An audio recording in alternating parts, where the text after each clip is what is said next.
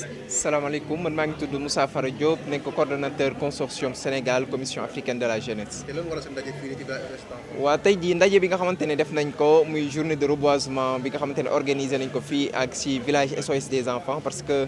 dañu gis ne d'habitude xale yi dañ leen di des fois fàtte ci yenn programme yi nga xamante ne yu mel ni ay genre reboisement yu mel ni tey jii ay question pay sécurité ñu ne nag. ñun comme dañu nekk ci weer bi nga xamante ne moom la ñuy woowee mois de l'environnement donc tey jii dañu ne woon dañuy toog ak xale yi jéem a waxtaan ak ñoom pour wan leen ne ñoom aussi am nañu rôle ak responsabilité bi nga xamante ne ñoom dañ ko war a jouer pour mun a protéger environnement bi parce que suba ñoom ñooy ñi nga xamante ne ñoom ñoo fi war a nekk donc ñoom il faut que ñu am taxawaay bu am solo bu ñu war a am ci communauté bi afin que ñu mun a tey jii résoudre problème yi nga xamante ne lay ñuy jànkonteel ci environnement bi.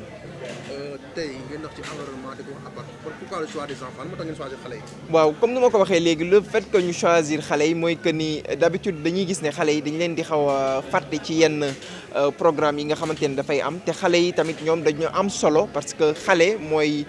tey xale mooy suba donc il faut que tey jii ñoom ñu tàggat leen ci yenn question yi nga xamante ne bëgg nañ suba ñoom ñu am ci taxawaay bu am solo te taxawaay bu am solo boobu nag pour que ñoom ñu mun ko am suba il faut que tey jii lay mën a tàmbali looloo waral tey jii ñu ne xale yi dañ leen di mettre en avant di waxtaan ak ñoom sensibiliser leen comme ça tey jii lépp li nga xamante ne ji dañ ko fi def ku mën ji am jëm ci ay jëmb ak jarab waxtaan yi ñoom ñu mun ko yeggee yeneen xale yi nga xamante ne nekkuñu fi pour que ñu gën a mun a am impact bu fort. La prochaine étape mooy lan.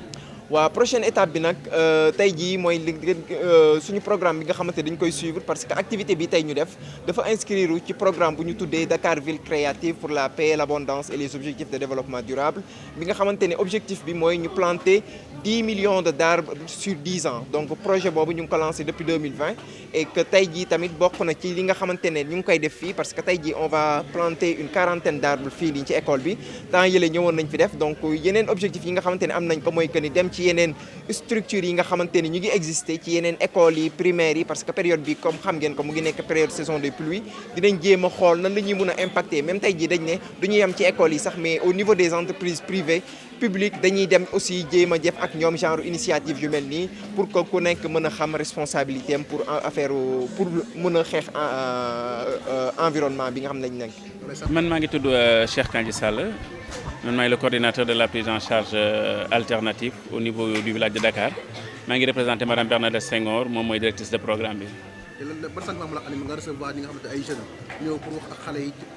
di concerner question environnement. waaw en fait dañuy def lu dul kontaan ci et puis di leen remercier bu baax a baax parce que nekk na activité boo xam ne wax dëgg yàlla dafa intéressant vu que jamono bi ñu toll nii réchauffement climatique bi nit ñu bari ñu ngi ciy wax. et que tàngaay bi boo ko dee xool di ko natt ci région yi gën a sori Dakar da ngay gis ne chaque année day gën di tàng donc ñu ngi leen di remercier ci activité boobu noonu di ñaan moo xam ne mu nekk loo xam ne dañ koy pérenniser ñu koy gën a feddali di ko def et puis en fait di leen gën a gërëmaat ci ni ñu seen cible bi ñuy jublu ci activité bi muy xale yi parce que xale yi en fait ñoom ñooy avenir suba donc jàngal xale naka la ñuy yoree environnement jàngal xale naka la ñuy toppatoowee garab dafa nekk loo xam ne wax dëgg yàlla day tax activité bi gën a pérenne incha allah. léegi en tant que administration ban message nga bëgg a lancer à travers journée bii nii. waaw en fait ñun li ñu ciy lancé en tant que pratiquement administration en tant que village d'enfants SOS li ñu ciy laaj moom mooy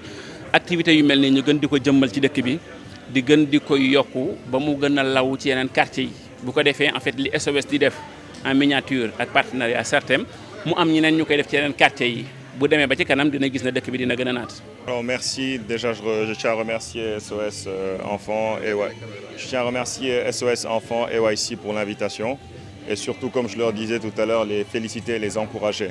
de leurs initiatives qui sont plus que louables, qui sont au-delà de nobles. Je pense qu'ils traitent de sujets qui sont les sujets d'aujourd'hui et de demain. Donc l'enfance, la jeunesse, l'environnement et tout ça en connexion avec la communauté. Donc nous avons répondu à cet appel aujourd'hui parce que nous tenons à contribuer nous-mêmes à ces efforts et voilà, nous nous félicitons d'être là et nous espérons qu'on pourra refaire ça à plusieurs reprises et dans plusieurs autres cadres. C'est quoi le message pour dépasser le plaidoyer que vous voulez lancer à travers cette journée? Écoutez, comme les enfants nous l'ont fait remarquer lors des échanges qui ont eu lieu, aujourd'hui nous sommes en train de traiter de sujets dont dépend notre futur.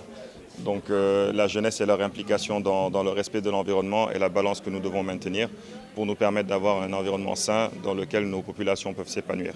Donc le message a bien été reçu de la part des enfants. Ils veulent un environnement sain aujourd'hui et demain.